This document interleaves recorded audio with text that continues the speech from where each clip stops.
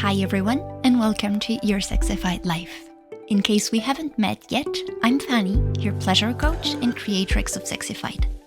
In this podcast, we discuss what makes being alive sexy. Pleasure, orgasms, body reconnection, self-evolution, emotions, everything we need to reclaim the thriving sex and fulfilling life we deserve. With a zero bullshit tolerance also. And most of all, we take the commitment to feel alive because we only have one life and it's time to live it. Because being alive is sexy, welcome to your Sexyfied Life.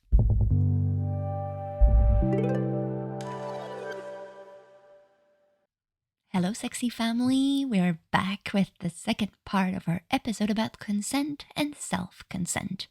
This week, we're going to focus on self-consent, what it is, how to get it, and how it is really helpful for creating the thriving sex you want.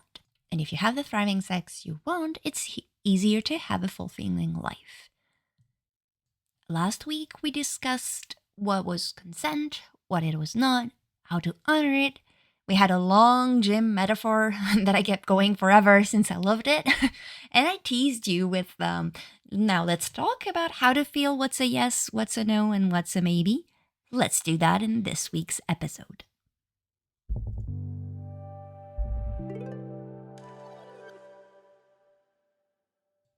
What I call self-consent is the combination of two things: listening to the answer inside, so figuring out what's a yes, what's a no, and also applying this to your self-practices.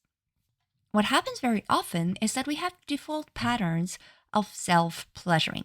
We have our toy or toys. Toys are amazing. Please use toy if you want some. But we use our favorite toy. We go straight into our fantasy. We have a great climax or frustration if we don't get the climax we want. And that's it. Remember, if you don't have any of that, or if you don't have any climax at all or anything, you're not broken. That's okay. It was just, for me, a way to show that we can have here too a default pattern. And actually, self-consent is the inquiry or the courage of looking inside and feel, do I really want to do that? Really, if I do this practice, do I want to do that? Does that make me feel good? If you have no idea what to look for when you ask that question out loud, I have a suggestion. You can hear answers from your body if you ask it a question. These answers can be words or just feelings and sensations. If you ask for more information, you will get them. It's just a matter of having your ear trained and be ready to listen. There is always a yes, a no, or a maybe inside. You can feel it maybe in your gut or in your stomach or in your throat or anything. Your body sensations can talk to you and you can get messages from your body. And if this concept feels out of reach because you've been disconnected from yourself for a long time, trust me, I've been there and know you're not broken. And if it feels so foreign or so woo-woo, I would invite you just to try it if that feels aligned and leave it if that doesn't resonate. When you start asking questions to yourself, it's always a good idea to do it in a quiet environment, just so outside noises don't interfere with what you hear. You can start with simple question, and usually when you're getting started, it's always a good idea to ask the question out loud. Yes, it feels weird. Yes, it feels silly, and it's also kind of fun when you think about it. After all, we always have conversations in our heads, asking questions and answers and blah, blah, blah, blah, blah. So after all, why not have conversations with our bodies? Why should they be left out? So when you ask yourself a question out loud, there is no way the info can actually bypass your brain and go straight into the background since it's entering through your ears. Whereas if it's something you ask yourself inside, if you're like me, there is a constant background of inner dialogue inside of our brain. Blah, blah, blah, blah, blah, blah, blah. So if I ask myself a question inside, there's a good chance this question goes right into the background. So asking out loud actually helps that question to get out of it and get the attention it deserves. If you want to practice feeling what's a yes and what's a no, I would invite you to start with simple questions. If gender topics don't bring any heavy emotional charge, you can ask, start for a starter, am I a girl? Several times. And each time you ask the question, am I a girl? Take a breath and notice.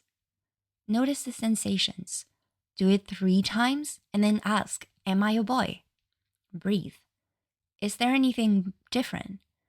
What are the different sensations you may have? Look for tingling, warmth, cold, micro movement, pressure, constriction, waves, anything that is so subtle that you need the difference between the 2 questions to look for it.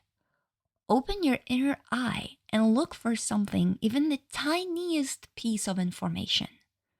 Really go inside. You can do this exercise again, for example, with would it bring me joy to dance right now? And listen, take a breath. And then ask, would it bring me joy to do the laundry right now? Listen and take a breath.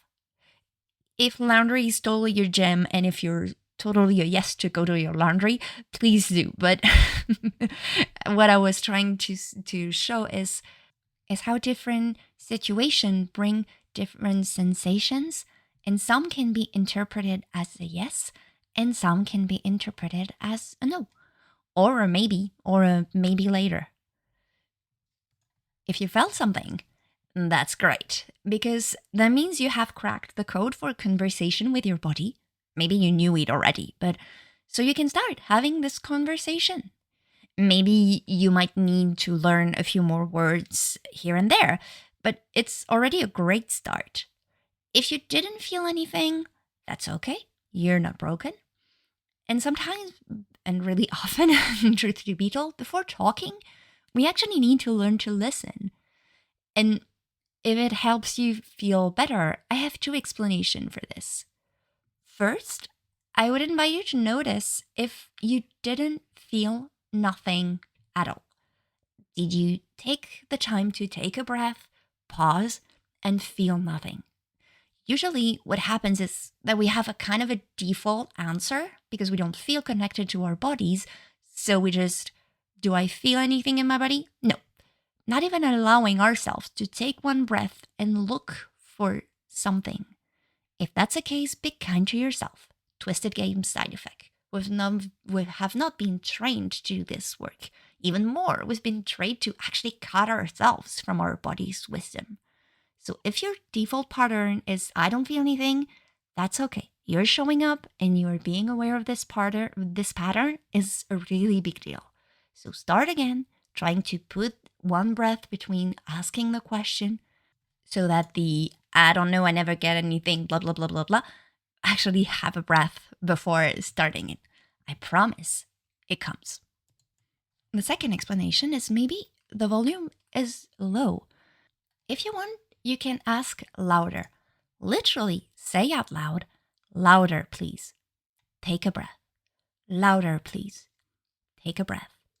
Maybe the sensations will increase and you will be able to notice them a little bit more.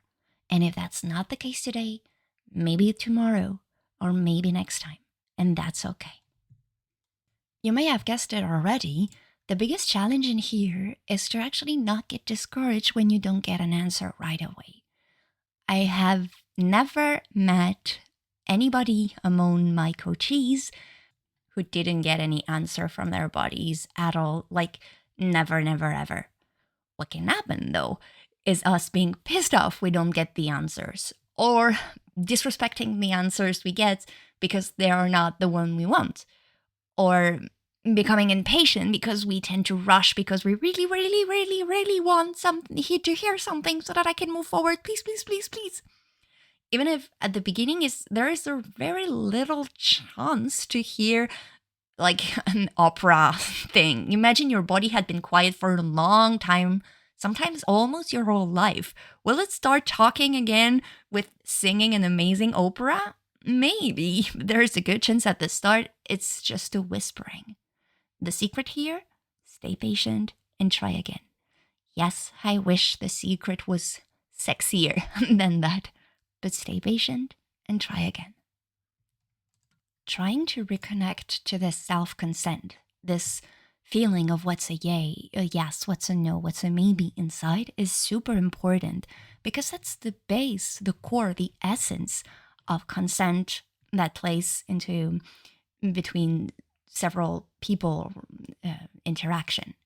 How do you want to have a real consent if you don't even know what's inside, what inside is a yes and what is a no?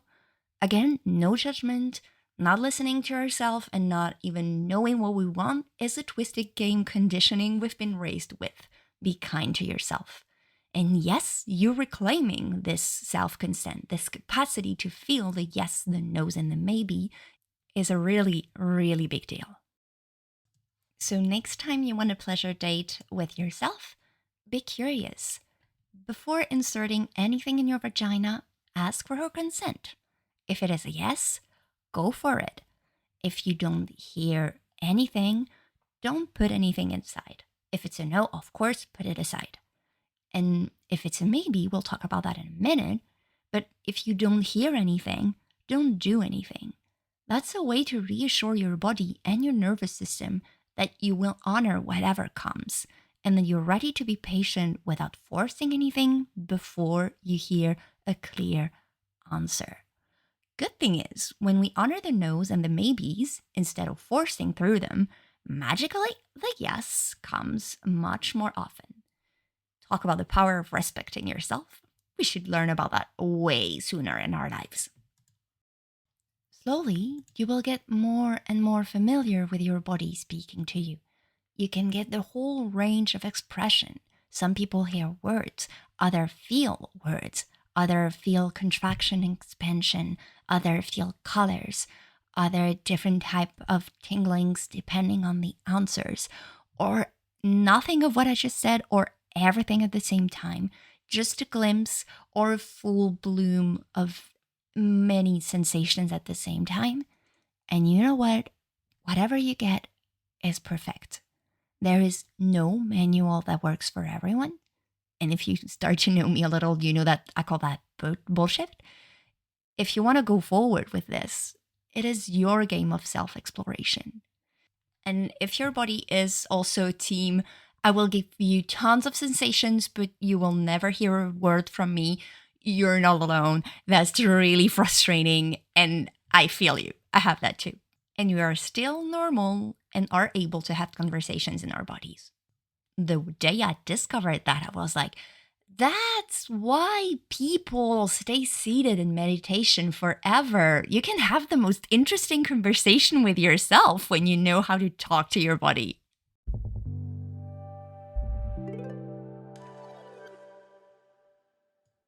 So you can apply this yes no inquiry when you are in partnership interaction.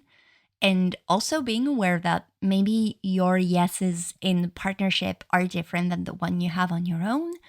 And sometimes even when you are on your own, it can be different from day to day. Today's yes can be different from yesterday's yes. Same goes for no.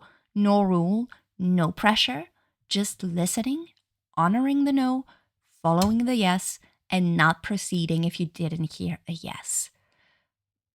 And the good thing is in reconnecting with that, it is actually helping you tremendously if you're not familiar with self-pleasure dates and it scares you, it scares the shit out of you.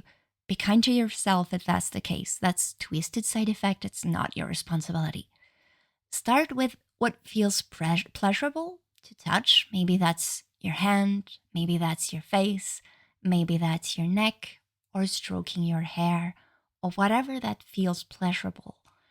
And before going into any unknown territory, ask out loud, would it feel good to touch X part right now? And listen, if you get a yes, go for it. If you hear anything else than a yes, don't touch. If you get a strong no, put it aside. But sometimes you will get a maybe. So what can I do with maybe? as I may have mentioned last week, maybe needs more exploration, more questions, and especially the two most important ones. Is there anything I can do to make it feel more like a yes? If so, what? So if you get a maybe, first ask, is there anything I can do to make it feel more like a yes? If it's a yes, you can ask the second question, what can I do? And listen for the answer. And ask again. If you get a strong no to the first question, so is there anything I can do? No. Honor that and put your pleasure tool aside. You may get a simple no, like, not the mood for that today. If you want to play with pleasure, do it energetically with your mind, I'm out. But you can also, and it might be a little bit more surprising at first, get an angry no. Not a meh, more a don't you ever come closer to me. Get out. And that's okay. Honor that. This happens often, not always, but often when your consent hasn't been fully honored. Be kind to yourself. Twisted game side effects here. I think I need a shorter way to say that, but side effect of twisting game to actually for stepping over your consent several times for whatever reason being acceptable. So maybe your consent hasn't been fully honored. Maybe you had intercourse to please someone or to get something or whatever, where there was actually a no inside that either you couldn't hear or that you couldn't listen to. Your vulva or pussy or any part of your body you're talking to may need some time away from any type of interaction if she hasn't felt respected. Your responsibility here is to create this time away from interaction, but make it conscious. Having a, I've heard you don't want anything today, I'll stay here with you, you let me know if you change your mind. Versus, you don't want it, then go to sleep forever and come back only when you're ready to get back into it. No wonder we don't want to wake up if the only thing waiting for us is something we didn't want in the first place. Better stay asleep and slowly becoming numb and numb and numb. Raise your hand if that sadly sounds familiar. Just when you get a no, do a self inquiry, noticing if it is a no because you're numb. That's okay too. We can do some things for that. And also noticing if it is just a no that needs time to be recognized with just you sitting with the no without trying to change it. If you get a yes after the is there anything I can do to make you feel like a yes, that's great. You can then ask the next question. What can I do? Stay curious here. Maybe you will get an impulse of putting your hands somewhere else, or a longing to slow down, or stroke somewhere else in your body and come back. And if the I don't know default answer comes in, acknowledge it and do some self inquiry again. Do I really don't know? Or is it my default pattern when my brain actually doesn't have the answers and slowly goes to, I don't know? If a part of you knows what to do at that moment, she will show up. And if actually you have no idea what to do, start asking questions again, out loud. Would it feel pleasurable to stroke my breasts? Yes, no. Breathe. Would it feel pleasurable to touch my throat? Yes, no. Would it feel pleasurable to touch my clitoris? Yes, no. And if naming the body parts is already too much for super active brain, just apply a gentle touch just with the top of the fingers, for example, and say, do I want touch on this part? Yes or no? Check if after doing all of that, ask the question again. Do you feel more like a yes? Yes or no? Do you want something else? Yes or no? Told you these conversations could be really, really rich. The only thing I would offer you to be careful of is to be sure to explore with more questions only if you got a yes to the is there something I can do to make it feel more like a yes. If there is a no there, don't do anything. Honor that. Like normal consent, self consent, as in honoring yeses, nos, and maybes, can be taken back at any moment. So check in regularly as you are on your pleasure date with yourself or stroking yourself. Does that feels pleasurable? Does that feel like a yes? Do you want more of that? Talk to your body, it will answer you. Be sure to honor whenever a no comes up. When we have denied our self consent for so long, we can have a protection mechanism of the yes actually disappearing out of the blue really quick and the no stepping in really strongly. Like, I am done, get out. Honor that. This is your system trying to rebuild confidence. Just check in. There is no catch in allowing the pleasure, and then you will listen to it at every moment, even if the pleasure session is done right now. Your body is just trying to check that it can initiate spring mode without having to go through the whole Four Seasons formula if it doesn't want to.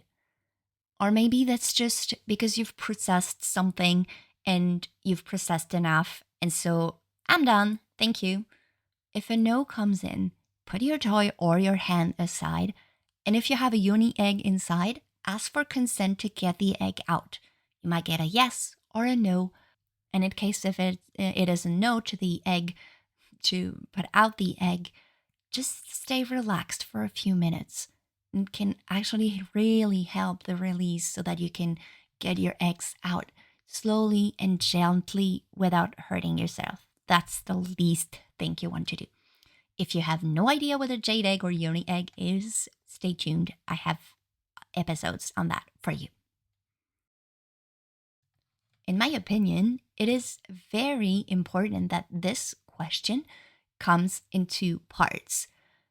Is there anything I can do to make you feel more like a yes? If so, what? Because if you ask directly the question, what can I do to make it a yes? That can mean screw you, maybe. What can I do to change you? Like, give me an answer just so that you disappear right now, which is not the smartest way to honor your self consent. So first, ask for yes, no, maybe for one type of interaction or self stroking. And if a maybe comes up, ask the two questions. Is there anything I can do to make you feel more like a yes? If yes, what?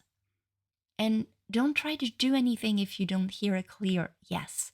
And if you have total silence at the beginning, that's normal. You're not broken. Think about it as cleaning an attic that has been abandoned for a long time. I'm not sure it's my best metaphor there, sorry.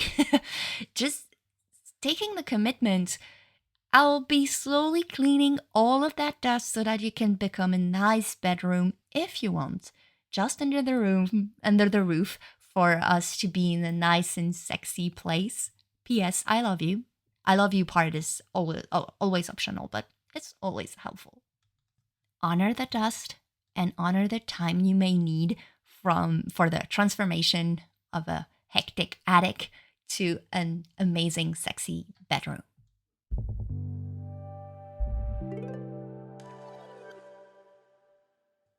I will make a bold statement.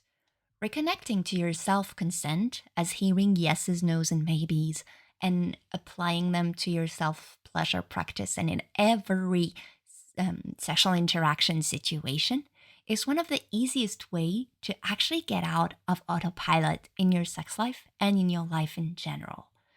You know, when things feel just meh or gray, or that you're living your life without living it, this feeling of everything feeling blur and days passing by without you grasping on any emotions.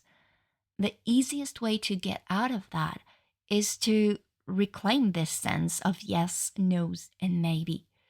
Because without the self consent, the usual consent you have is less strong since you can't feel inside what really feels good, whether it's with yourself or with others. And that requires time and patience and love and presence. The good thing is, when you have that, you can apply that everywhere else. Do I really still feel aligned with this, what I'm doing with my job or whatever? Although, if you're asking the question, you might already have an idea about the answer, or maybe not. But you can hear within your body if you're a yes or a no to something, I promise. Sometimes your body just needs a little more time to find its voice back. Always honor yourself. If you don't hear a yes, don't go forward. Stop until you hear a yes or a I want that or a yes, please. And if you hear a maybe, get curious. You're not broken. You can have a whole conversation with yourself about what feels good and what doesn't, which is kind of cool in a sense, because when you think about it, who said self exploration had to be boring and you're lonely? You have like an amazing place for conversations, passionate conversations, and pleasurable conversation inside yourself. If this practice is something you're interested in, I recorded a guided version of it as a gift for you for following this podcast. If you want, there is a link in the show notes you can click on to get the download of this recording bonus practice. As usual, if you found this episode interesting, feel free to share it with a loved one or on your favorite social media platform, and consider subscribing to the podcast. It always warms my heart to notice the Sexy family is getting bigger and bigger every day. If you want to support the show, you can leave a review to help spreading the Sexyfied magic and help more people discover it. On Apple Podcasts, scroll down the show's page and select a star rating and tap on write a review. And on Spotify, select a star rating on the show's page. Thank you so much for listening to this episode, and I'll see you soon. Until next time, stay sexy.